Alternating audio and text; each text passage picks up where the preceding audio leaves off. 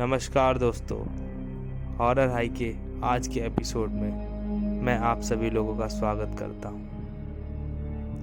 आज जो मैं कहानी लेकर आया हूं, ये आप लोग कहानी सुनिए, उसके बाद कमेंट करके बताइएगा ये कहानी आपको कैसी लगी। तो चलिए शुरू करते हैं। सुनसान सड़क, रात के 11 बजे, ठंडी हवाएं और जंगल से जानवरों की आती आवाज़ें।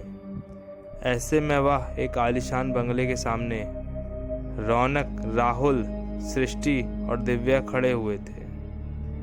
तभी उस घर से मोहित और अनीता बाहर आए। मोहित, आप लोग कौन? रौनक, वो सर हम लोग नोएडा जा रहे थे और रास्ते में हम लोगों की गाड़ी खराब हो गई। हमने घर कॉल करना चाहा तो देखा मोबाइल में नेटवर्क भी नहीं था, तो सोचा आपसे मदद मांग कर देख लेते हैं। अनीता, कोई बात नहीं बच्चों, फ़ोन तो मेरा भी डेड है, लेकिन तुम लोग जब तक चाहो तब तक यहाँ रुक सकते हो। अंदर आओ। ये सुनकर चारों खुश हुए और उनको थैंक्स बोलकर घर के अंदर पहुँचे। अंदर जाकर उनकी आंखें फटी की फटी रह गई। वो चारों तरफ महंगे महंगे मैटिक पीसेस लगे हुए थे। उनको देखकर उन लोगों को चुराने का मन होने लगा। अनीता, बैठो बच्चों, तुमको भूख लगी होगी, मैं सबके लिए खाना लाती हूँ। मोहित, हाँ, तुम खाना लगाओ, तब तक मैं बच्चों से बातें करता हूँ। ये कहकर मोहित ने बच्चों के साथ डाइनिंग टेबल पर बैठकर बातें करने लगा। रोहित ने उसके करीब बैठे राहुल की तरफ ध्यान दिया और देखा उसकी बेल्ट पर चाकू रखा था। रौनक ने फुसफुसाते हुए राहुल से कहा, रौनक, इडियट, मैंने कहा था ना कोई भी वेपन साथ मत रखना, फिर तूने चाकू क्यों नहीं छोड़ा? अगर इन लोगों को शक हो गया कि हम लोग चोर हैं तो ये लोग क्या करेंगे तुझे पता है ना। और ये चांदी का चाकू मेरे लिए बहुत लकी है, मैं इसे हमेशा अपने साथ रखता हूँ। इन बुढ़े और बुढ़िया को तो पता ही नहीं चलेगा। तब तक खाना तैयार है बच्चों। ये कहते हुए अनीता ने टेबल पर 2 थाली रखी और उन पर से ढक्कन हटाया। उनमें चिकन रखा हुआ था। क्यों बच्चों, खाना पसंद आया या नहीं? तभी दिव्या बोली, yes ma'am, thank you so much. Anita ने कहा, तो खाना शुरू करो। ये कहकर वो रहस्यमयी तरीके से मुस्कुराई और बोली, इसको खाने से तुम्हारा खून गर्म और मीठा हो जाएगा। मोहित, बच्चों, हमारा घर बहुत बड़ा है और इतने दिनों बाद यहाँ कोई मेहमान आया है, इसलिए हम चाहते हैं कि सारे कमरे भर जाएं। तो जो कमरा जिसको पसंद आए आराम से अलग अलग कमरे में ठहर जाओ। ये सुनकर चारों खुश हुए और उनको अलग अलग कमरे दे दिए गए। मैसेज मिलते ही सब 1 घंटे का इंतज़ार करने लगे। ठीक 1 घंटे बाद रौनक अपने कमरे से निकलकर मोहित और अनीता के कमरे की तरफ गया।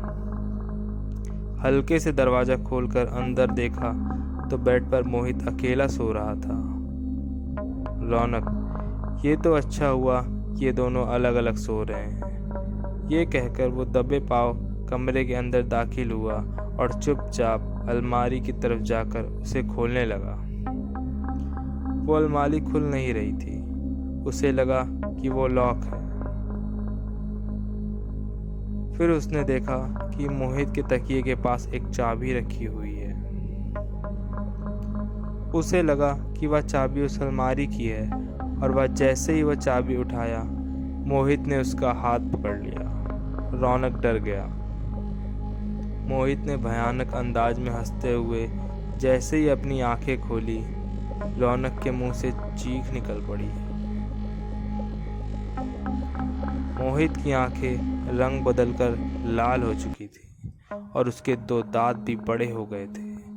मोहित उठा और रौनक चिल्लाकर उससे दूर हो गया। मोहित हंसते हुए बोला, क्या हुआ, चोरी का इरादा कैंसिल कर दिया क्या?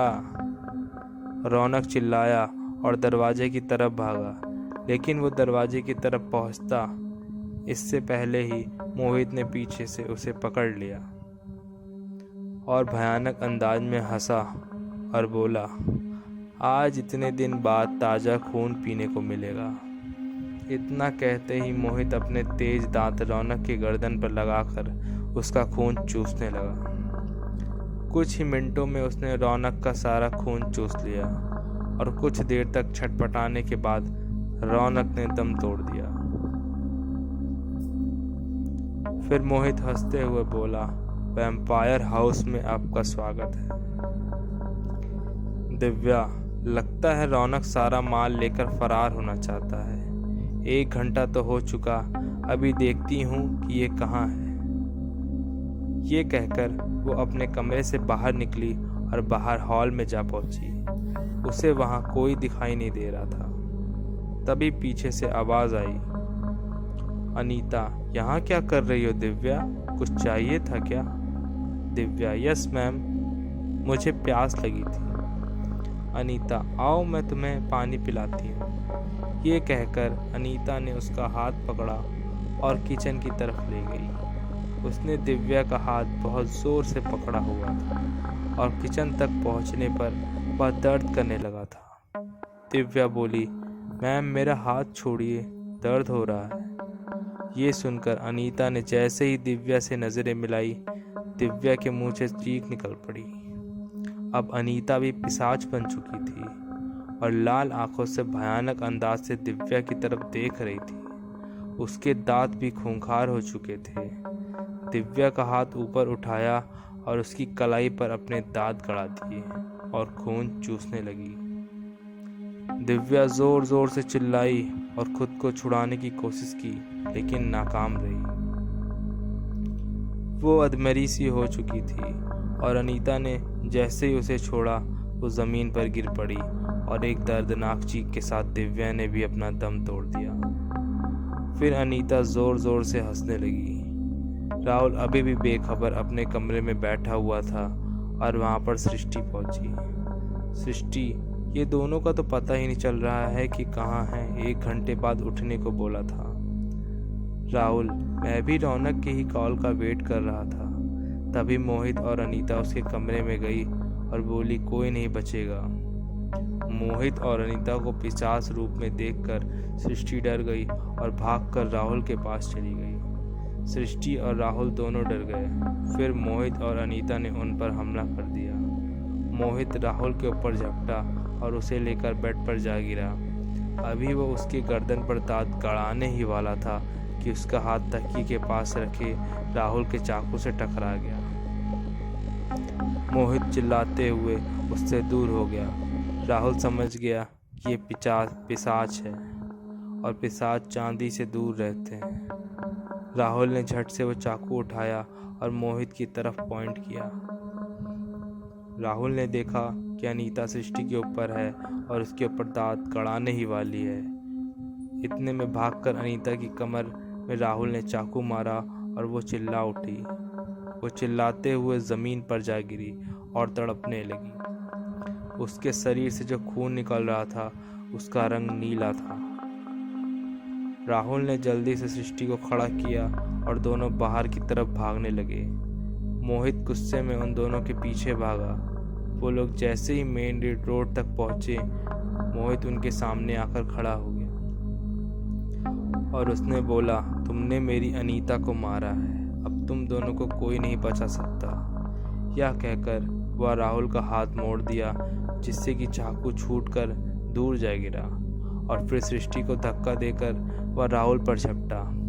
उसने राहुल के मुंह पर नाखून मारकर उसको घायल कर दिया था और उसके गर्दन पर हमला करने ही वाला था। तभी सृष्टि ने ज़मीन पर गिरा चाकू उठाया और भागकर मोहित की गर्दन पर चला डाला। मोहित भयानक आवाज़ में चिल्लाता हुआ ज़मीन पर ढेर हो गया।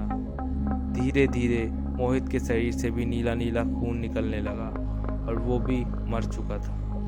राहुल ने तुरंत ही सृष्टि का हाथ पकड़ा और बोला, चलो यहाँ से निकलते हैं। और फिर दोनों रात में ही आंखों में डर और दिल में खौफ लिए वहाँ से दूर भाग निकले।